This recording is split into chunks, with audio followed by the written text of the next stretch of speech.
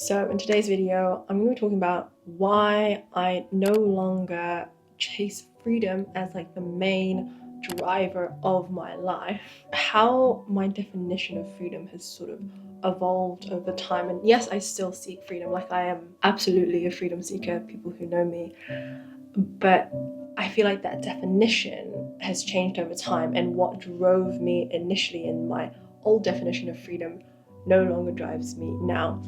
Let's rewind the clock back to my childhood, where it all began, my first forming this definition of freedom for myself, what it is that we're seeking, we are lacking in the present moment, and this is why we have this desire for it. And I didn't really realize it, well, sort of realize it at the time. I was like, I had a very restricted childhood, very strict. I couldn't do a lot of the things that I wanted to do. I couldn't sleep over at my friend's place. I couldn't go to these parties. I couldn't buy whatever I wanted. I couldn't go on holiday to these places, or I also just couldn't play sports that I wanted to outside of my competitive swimming. I couldn't, my time was not mine. It was my parents, and they would dictate what I do with my time, what I study. I wanted to study arts. I wanted to study photography at school. No, I had to study biology, calculus, maths, all these things because I was going to be a doctor and I need to get into med school, right? And so I felt like most of my life I didn't have the freedom or the autonomy over what I do with my time. And this didn't obviously change going to university, going into working in the corporate world, where someone else just has, or like someone else has control over your time and what you do, and you have to spend X amount of hours at work doing this, doing that. And I think very early on in my 20s, I decided for myself that, like, fuck this, I want my freedom. I don't want nobody to tell me that I have to clean fucking toilets because I'm, working in a cafe. I was like, no, I don't want to be cleaning fucking toilets. I don't want to be, working on Excel spreadsheets for X amount of hours a day. I was just like, nah, fuck that. Like, I didn't have freedom all my life, and now I finally have the opportunity to create this for myself. I just wanted to get to a place where I could do whatever I wanted, be wherever I wanted to be, whenever, and just have complete total freedom over my time. So that is very much where the desire for freedom came from. It came from not having that most of my life, to then pendulum swang too far over to the other side, where I felt suddenly paralyzed by all of this freedom that I had. I was like, whoa, like, I have my own business now. I can take whatever I wanted to. I can work from wherever. I can decide what to do with my time. I can work, I can not work, I can be here, I can be there. It's interesting because I finally had this freedom that I had always wanted. And I spoke about it in one of my first videos that I uploaded. I didn't think I was going to upload that, but I did. So it's there if you want to go down that rabbit hole. And I felt so empty, and I wasn't expecting to feel that way. I finally had this freedom that I'd always wanted, and I felt empty and guilty because, like, we had why are we not grateful for this? Excuse me, what more can I give you for you to be grateful? And I just felt so guilty that I felt empty and resentful of this life or freedom that I created for myself. And so this was actually about a year ago now, since I had this sort of revelation, or that I realized I was really deeply unhappy in this vortex of freedom. I spent the year inquiring inwards and evolving my definition of freedom. Like, what, not even just the definition of freedom, but it's like the definition of, like, what is the meaning of life? Like, what is the point of life itself? I couldn't answer that. I thought it was to be, I don't know, be free. To have freedom was my meaningful life. And then I had it, and I was like, oh, no, it feels empty. It's clearly not the meaning of life. And I was like, well, art brings me joy. I just want to create abstract art all day, every day. I want to get my hands dirty with paint, with clay, and just make beautiful things. And they were like, well, why don't you do it? And I said, well, I need to grow my business. I need to make more money. I need to be financially free. Again, this freedom thinking, when I have X amount of money, the safety net, once I have X amount coming in, passive income, whatever, then I would feel free. Or then I would not be so stressed out about, I don't know, life things. And it's interesting because even when it came to art, I was like, well, what's the point? Like, I just make art and just like, maybe it should make me money. I could monetize my art. It's so funny because it's like, maybe to you, I don't know which side of the coin you're on, but there are people who are like, yeah, you just, do things for the joy of doing things. And for me, it's like, no, everything you do should have a point. Like, either it gets you further in your life and makes you more money, or it gives you more protection or chances of surviving or something. You don't just do things for the pure pleasure of doing things. You can kind of tell what kind of childhood I had. And so for me, it was so jarring that I had friends telling me that it's okay, you can't just make art to make art because you enjoy it, because it brings you joy. It took me the better part of like the entire year, 12 months, to actually like finally understand this. And I think what really helped was moving apartments to where I am now and feeling settled in my heart, like feeling settled and grounded in my living situation first, so that I was no longer in survival mode. And that just lifted this whole pressure up, like lifted it away. And then I felt like there was suddenly more space to inquire, like, oh, maybe I could make art. I do have more energetic capacity now. Business was like up and down this year.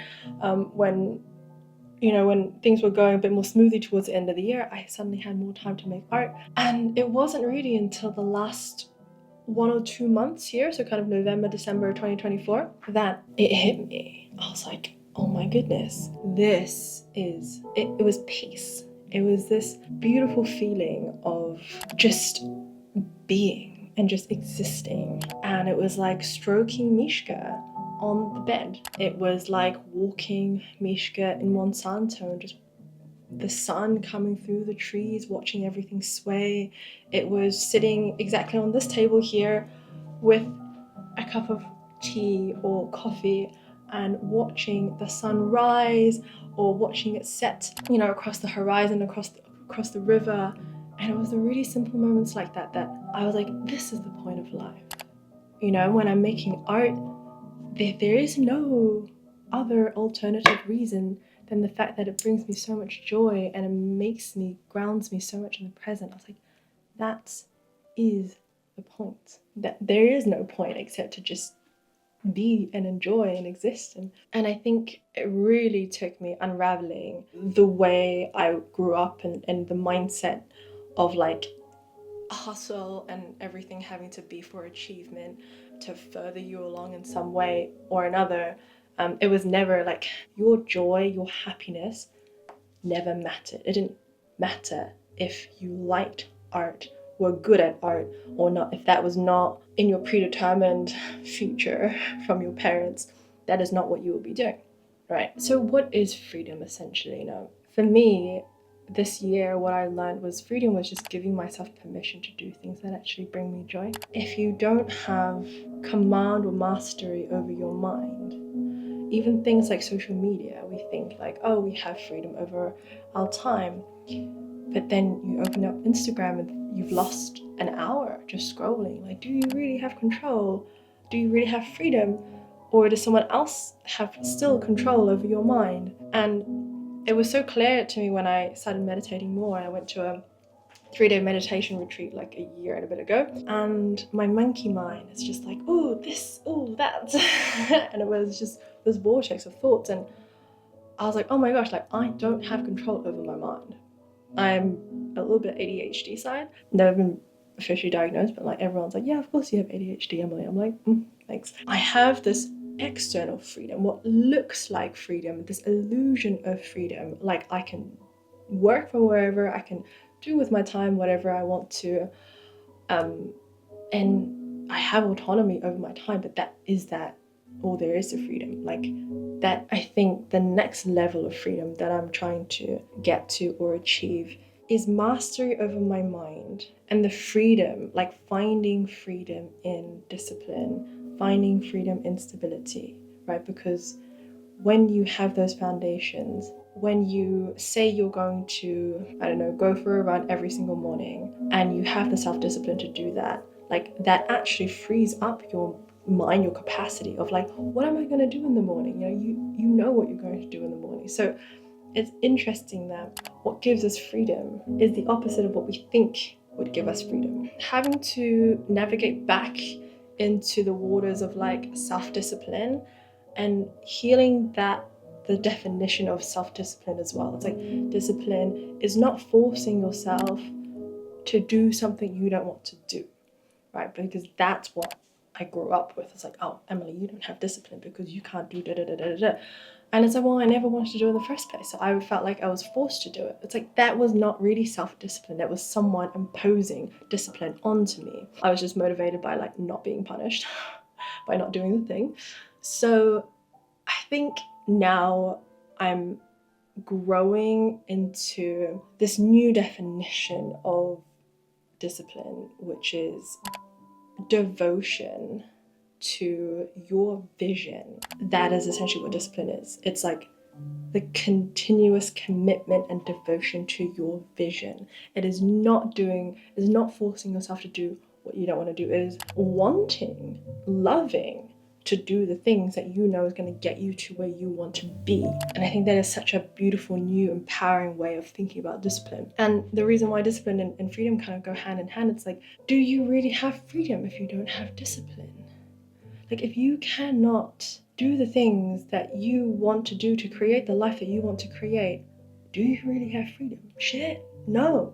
I'm chasing perhaps a new evolved definition of it, which is more inner. You don't really have freedom unless you have it in here and in here. And that's what I'm slowly coming to realize more and more. And I think this is one of the reasons why meditation is something that's I practice so often, because it brings me back to this awareness of like, whoa, this is where my time is going, this is what I'm doing, this is what I'm thinking.